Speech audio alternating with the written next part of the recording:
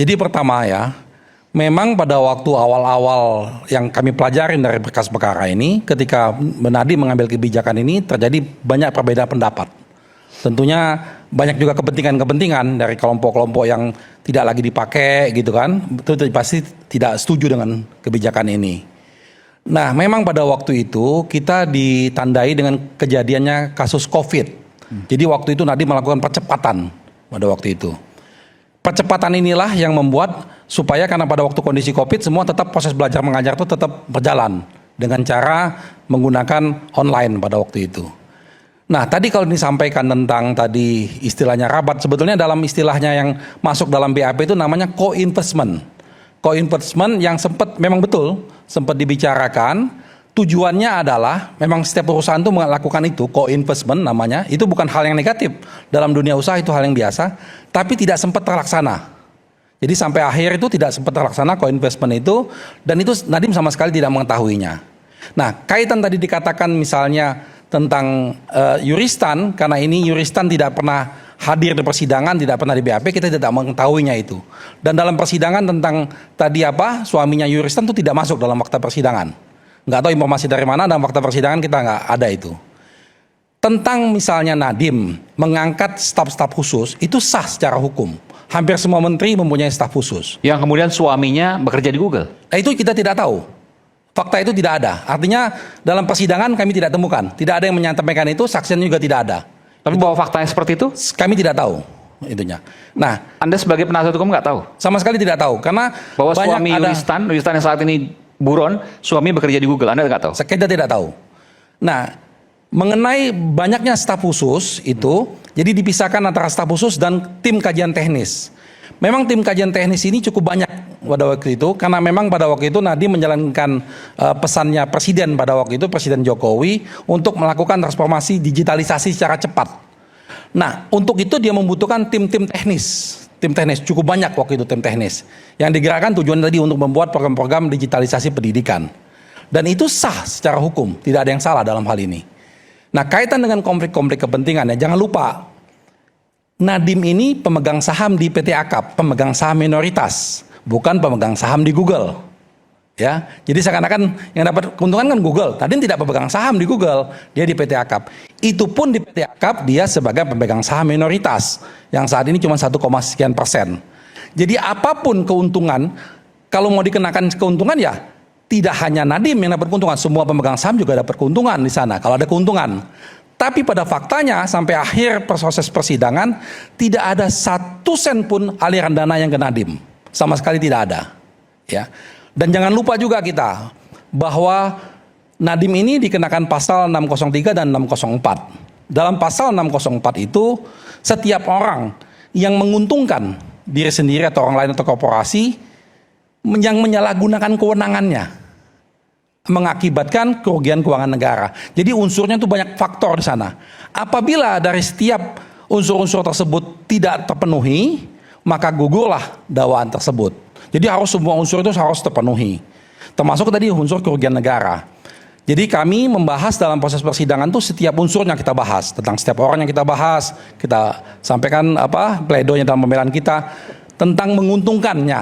Itu juga kita bahas. Tidak ada terbukti dalam proses persidangan itu yang menguntungkannya. Kita bahas semua, kita hadirkan ahli, kita hadirkan saksi. Karena ini kaitan dengan keilmuan yang khusus tentang korporasi, tentang saham, kami menghadirkan ahli yang di bidang itu. Yang tentunya pada waktu itu kawan-kawan dari kejaksaan maupun dari mungkin majelis hakim kurang memahami proses ini. Lalu tentang penyalahgunaan wewenang. Nah ini di sini. Jadi seakan-akan dengan Nadiem menerbitkan Permendikbud tadi, itulah dia menyalahkan kewenangannya. Padahal Permendikbud itu hal yang terjadi sebelum-sebelumnya seperti itu. Jadi menteri-menteri sebelumnya mengeluarkan Permendikbud yang sama persis. Cuman yang ditunjuk berbeda. Gitu. Tapi prosesnya apa? Prosesnya dari bawah.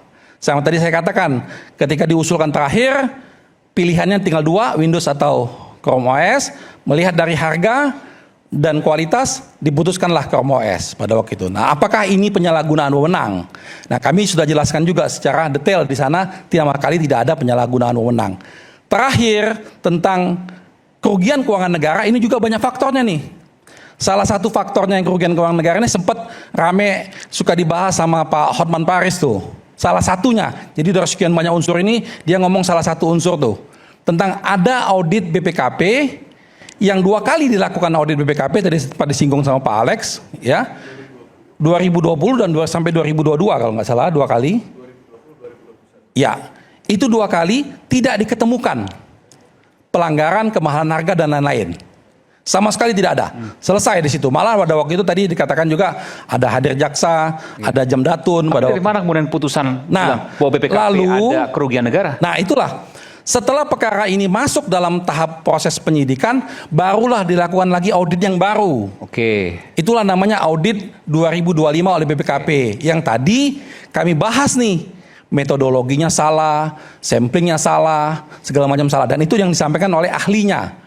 Pak Agung membahas itu. Jadi dari sekian banyak unsur itu, salah satu unsur itu tadi adalah tentang bahwa 2 audit itu sudah Nah 2 audit ini juga kami sudah sampaikan juga ke Majelis Hakim sebagai bukti. Pak Hakim, ini ada 2 audit loh yang sudah pernah dilakukan juga tidak ada masalah di situ. Kenapa sekarang begitu sudah diproses oleh penyidik kejaksaan, barulah muncul audit 2025 itu. Nah dari sekian proses inilah kita melihat dari unsur pasal dari 604 ini tidak terpenuhi. Semua unsurnya kalau kita melihat, tidak hanya satu unsur gitu. Karena kenapa? Kami sepakat dan kami mendukung program pemberantasan korupsi, kita harus tegakkan itu dan tidak boleh tebang pilih, semuanya juga harus dilakukan. Tetapi jangan lakukan kriminalisasi. Jangan lakukan tindakan yang membuat orang menjadi tidak yakin pada penegakan hukum. Kami tidak kenal yuristan, tapi seandainya saya bisa memberikan nasihat kepada yuristan, kalau tidak ada kepastian hukum di negara ini ya hati-hati di negara ini gitu. Nah kalau kita sudah meyakinkan bahwa ada kepastian hukum dalam negara ini, kita pernah mengalami semua ya, kita nggak khawatir kalau kita nggak salah, kita nggak perlu khawatir. Oh kami benar nih, hadapi saja proses hukum. Tapi karena tidak ada kepastian hukum, yang salah bisa jadi benar, yang benar bisa jadi salah, itulah yang bahaya.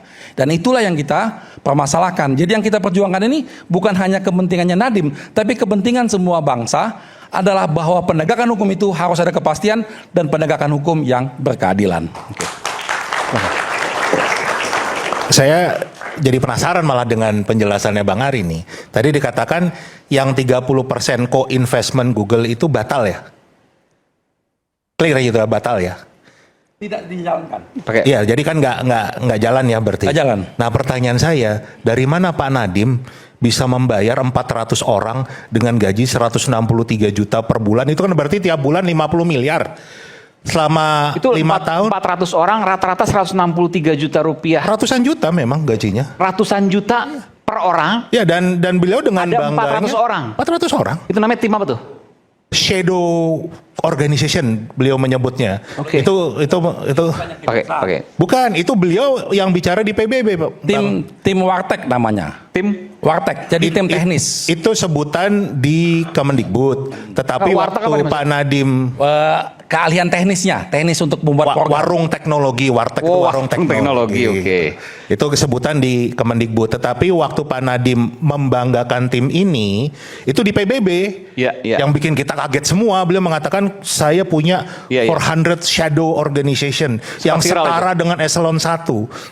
Kita Yang kaget gajinya semua. di atas 100 juta rupiah per orang. Iya kan, per justru bulan. itu jadi pertanyaannya. Terus dari mana nih Pak Nadiem bisa membayar 400 orang seangka itu? Nah itu saya tanya sama beliau mengatakan tadinya kan kita pikir oh itu co-investmentnya Google berarti yang 30%, tapi ternyata enggak. Terus jadi Pak Nadiem membayar mereka duitnya siapa nih? Kalau duitnya APBN, wah itu sudah melanggar lagi tata kelola keuangan tuh, gitu. Itu aja sih. Ini memunculkan data baru Anda mau mengatakan itu? Iya. Iya betul. Jadi memang itu yang jadi kendala pada waktu itu. Bahwa tim teknis sebanyak itu, mereka kan kalau gajinya standarnya cuma 15 sampai 30 juta. Tapi ini di atas 100 juta. Pada waktu itu. Jadi ada juga yang Nadiem menombok sendiri, ada juga bantuan ada dari namanya yayasan apa itu. Itu juga yang ngasih bantuan di sana. Nah, tapi dalam program selanjutnya akhirnya dianggarkan itu. Masuk dalam anggaran. APBN. Iya, masuk dalam anggaran. Nah itu tadi kan gimana caranya bisa melanggar standar biaya masukannya. Nggak mungkin Kementerian bisa Keuangan. dapat 400 orang dengan gaji per orangnya di atas 100 juta rupiah per bulan. Itu di atas menteri, gaji menteri kan. Nggak mungkin secara APBN itu. Nggak mungkin lah. Enggak. Kalau gajinya nggak sebesar itu, akhirnya mereka karena kan termasuk IBAM nih. IBAM itu dikasih motivasi pada waktu itu bahwa ini kaitan dengan pengabdian. Iya. Tapi Sehingga IBAM dicarikan. gaji 163 juta rupiah Iya. per bulan. Pada waktu itu ada yayasan apa, saya lupa nama yayasan itu yang mencadangin pada waktu itu. Selanjutnya IBAM kedepannya dimasukkan ke dalam APBN. Ya itu kan jadi Boleh. tanda tanya kita semua, bagaimana caranya seorang menteri yang sudah punya aturan nih bagaimana cara mengeluarkan anggaran negara, bagaimana ini bisa punya tim di luar struktur SOTK-nya Kemendikbud sendiri kan gitu. Terus dengan gaji yang begini besar, kan kita tanda tanya ini dapatnya dari mana? Kita Terus bicara Anda ada. Kalau menurut Anda dari mana? tadinya saya pikir dari 30% itu. 30% Google. Iya, karena itu di 30% apa putusan 30% dari entah penjualan Chromebooknya atau CDM-nya. Bagian perjanjian kerja sama dengan Google lah. Ya, Oke. itu bagian dari putusan ada Ya, ditulis ya, ya. seperti itu. Tapi Bang Ari tadi bilang bukan. APBN. Kan malah bingung lagi kita. Kalau APBN, wah ini kasus lain lagi dong kalau gitu. Boleh